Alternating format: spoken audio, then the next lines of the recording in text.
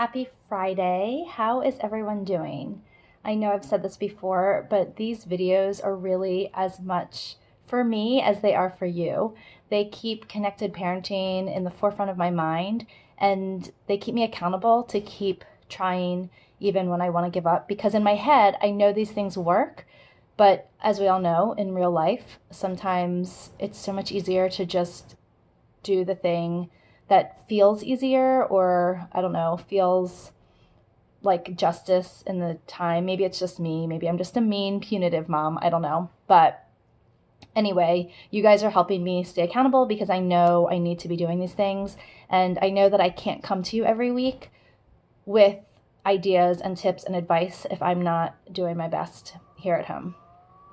So that's where I am. This week, I have really struggled with kind of holding my frustration at just the way things are in check. And that has meant that my child has also struggled to hold his emotions in check, because of course we know that our kids often regulate externally on our emotions. So unfortunately, I'm a fighter, he's a fighter, so this escalates pretty quickly, and it's not very pretty. There aren't many quick fixes in connected parenting. That's probably its whole other video, but I'm always on the lookout for really quick and simple ways to trick my brain back into its logic mode out of its lizard mode.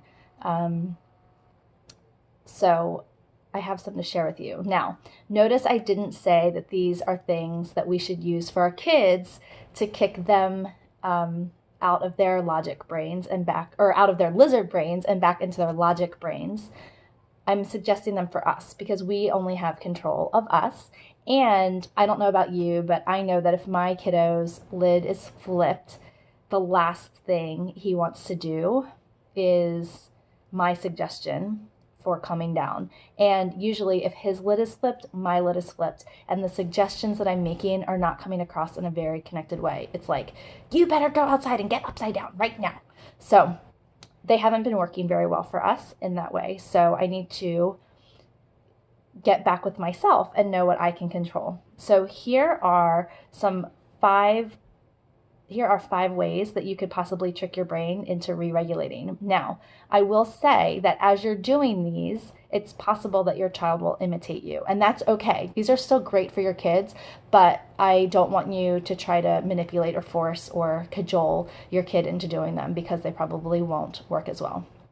Okay, first trick, take a deep breath. Now, if you've heard this one once, you've heard it 10 million times, so I don't want to insult your intelligence, but it's still a good one, and I didn't want to leave it out. Plus, did you know that a deep breath in the inhale actually excites your brain? It's doing the opposite of what we want to do, but it's the exhale that calms our brain. And so a lot of times when we think about taking a deep breath, everyone goes, and then we like kind of go on our way. But it's actually the exhale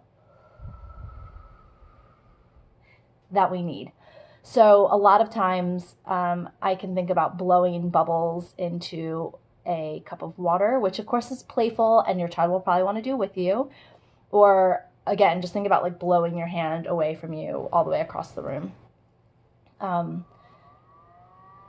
right. You can also turn it into a competition, because again, you can't really suggest something to your child, but if it's a competition and you know your child's personality, I have some kids that will join in a competition no matter how angry they are at me.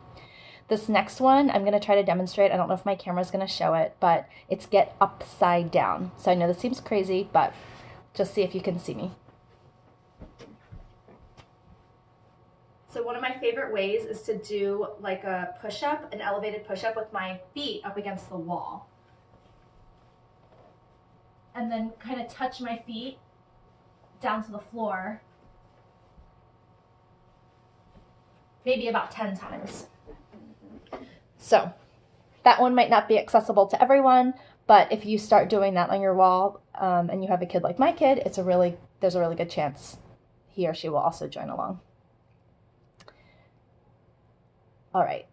If you can't do a handstand against your wall or do push-ups against your wall, you can also just try laying on your bed or your sofa and then hanging your head backwards off of it. That one is pretty easy. Okay, my therapist told me this spring, or this past fall, I guess, that activating your vagus nerve through relaxing your pelvic floor is maybe the quickest way to calm yourself down and kick yourself back into your upstairs brain. So that sounds really easy, and then it's not, because you're probably thinking, how in the world do I relax my pelvic floor? Okay, so the best way I know how to explain this is to do like what we call a Kegel exercise. So imagine like squeezing the muscle that would stop the flow of urine. So if you do that, so you're contracting your pelvis floor, then you automatically are going to feel how to relax it. There's also some other descriptions. I'll post some links in the description of the video for another description you can use as well. The other option is to just go to the bathroom. So we relax our pelvic floor when we're like peeing. So just go pee. The next option is immerse your face in a basin of cold water. It has to include your mouth, your nose, your eyes, and at least 2/3 of your cheeks. Or alternatively, immerse just your tongue in warm water or saliva. That can also activate your vagus nerve and calm you down. And then here's my newest one. I actually heard about this in a seminar on sales, on how to not be scared or nervous to jump into something. And I thought this would probably be great for me getting unangry and for my kids. It's a form of priming, and you just stick a pencil or a pen horizontally in your mouth. Like that. So try to stay mad while making this face. You probably can't do it. Because of the way that it also eradicates the ability for our brain to like be afraid, I think this would be a really powerful thing for our kids too, right? Just to do for fun, because they always have these like kind of underlying fears that are plaguing them that they don't even realize. Or even if you have a kid who's obviously and verbally nervous about going to school or having separation anxiety or whatever, you can try this. Okay. And then, yeah, I think that was the last one. I think I hit 5. So again, I will post links and more info on all of these, not all of them, but most of them in the description. You can read up about some of the science and all of those things.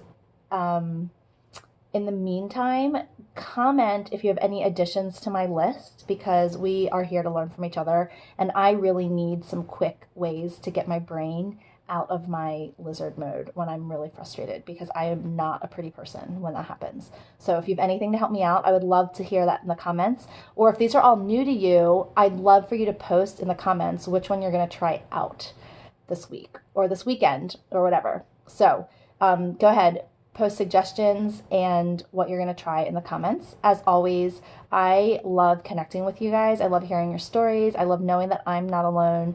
I love knowing what things you hear are helpful, and then any other questions you have or other things that you'd like me to chat about.